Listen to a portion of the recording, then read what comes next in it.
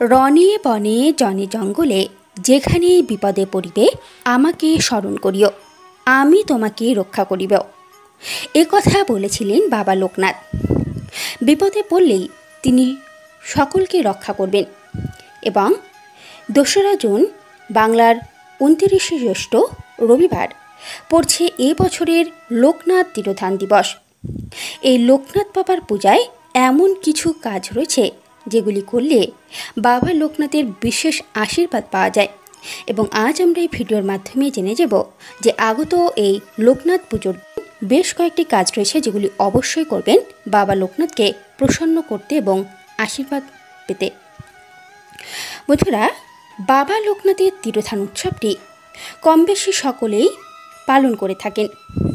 পুরাণে বলা আছে বাবা লোকনাথ স্বয়ং শিবের অবতার, অর্থাৎ তার মধ্যেই ভগবান শিবের উপস্থিতি। বাবা লোকনাথের পূজা করতে বিশেষ কোনো আড়ম্বরের প্রয়োজন নেই, কারণ তিনি অল্পতেই সন্তুষ্ট। যে কোনো শুভ কাজ করবার আগে এবং বিপদের হাত থেকে মুক্তি পেতে একবার লোকনাথ বাবার নাম স্মরণ করলেই সে কাজে সাফল্য আসবেই। বাবা লোকনাথ খুব সহজেই ভক্তদের উপর সন্তুষ্ট হন। তিনি মনে করেন সকলেই তার সন্তান, তাই কেউ যদি বিপদে পড়ে তাহলে তাকে রক্ষা করতে তিনি সর্বদাই ব্যাকুল। তাই পূজা করতে বসার আগে অবশ্যই জেনে নিন তার আশীর্বাদ কীভাবেই সহজে প্রাপ্ত করতে পারবেন। যেমন লোকনাথ বাবার পূজায় যথাসামান্য কিছু উপকরণের প্রয়োজন, যে জিনিসগুলি ছাড়া তার পূজা অসম্পূর্ণ। যেমন লোকনাথ বাবার পূজার উপকরণ হিসেবে নীল শাপলা ফুল, যে কোনো সাদা ফুল, সাদা চন্দন ও বেলপাতা একান্তই প্রয়োজন। এছাড়াও তুলসী পাতাও আবশ্যক। এছাড়া ফলের মধ্যে বাবা লোকনাথের তালশাঁস এবং কালো জাম অত্যন্তই প্রিয়। এই দুটি ফল ছাড়া তার পূজা অসম্পূর্ণ মানা হয়। এবং মিষ্টান্ন ভোগের মধ্যে মিছরি বা তাল মিছরি, যে কোনো সাদা মিষ্টি ভোগ, এগুলি দরকার। এছাড়াও তার বাল্য সেবা হিসেবে তিনি আলু সিদ্ধ বা যে কোনো রকমের সিদ্ধ ভাত, এছাড়াও ছ্যাঁচড়া, খিচুড়ি, লাবড়া এগুলি খুবই পছন্দ করেন। তাই তার পুজোয় এই জিনিসগুলি ভোগে দেওয়া আবশ্যক।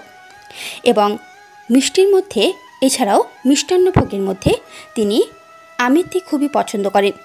এছাড়াও এই দিন বাবা লোকনাথের পূজার আগে দেবাদিদেব মহাদেবের পূজা করবেন। মহেশ্বরের আশীর্বাদ পেলে বাবা লোকনাথের আশীর্বাদ পাওয়া যায়। এছাড়াও কেননা বাবা লোকনাথকে মহাদেবেরই আর এক রূপ মানা হয়। এছাড়াও এই দিন পূজায় নীল শাপলা ফুল লোকনাথ বাবার পায়ে অর্পণ করবেন এবং আপনার মনস্কামনা বলবেন। এছাড়াও মিছরি দিয়ে পূজা করবার পর সেই মিছরি বাচ্চাদের দান করতে কিন্তু ভুলবেন না।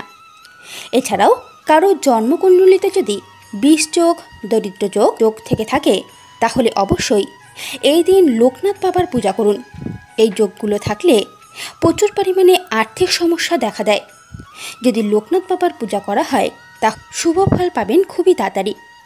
এছাড়াও জয় বাবা লোকনাথ, জয় ব্রহ্মা লোকনাথ, জয় শিব লোকনাথ, জয় গুরু লোকনাথ এই মন্ত্র উচ্চারণের মাধ্যমে প্রতি সোমবার যদি লোকনাথ বাবার পূজা করা যায় তাহলে বাবার আশীর্বাদে সকল বিপদ থেকে মুক্তি পাওয়া যায়। তাই আপনারা অবশ্যই এই লোকনাথ বাবার তিরোধান দিবসে বাবা লোকনাথকে প্রসন্ন করতে এবং তার আশীর্বাদ প্রাপ্ত করতে পূজার সময় বা পূজার আগে এই কাজগুলি অবশ্যই করবেন। এতে আপনার পূজা সম্পূর্ণ হবে। বন্ধুরা, আশা করছি আজকের এই তথ্য আপনাদের ভালো লেগেছে। যদি ভিডিওটি ভালো লেগে থাকে তাহলে লাইক, শেয়ার এবং সাবস্ক্রাইব করতে কিন্তু ভুলবেন না। আজকের মতো এটুকুই। ধন্যবাদ।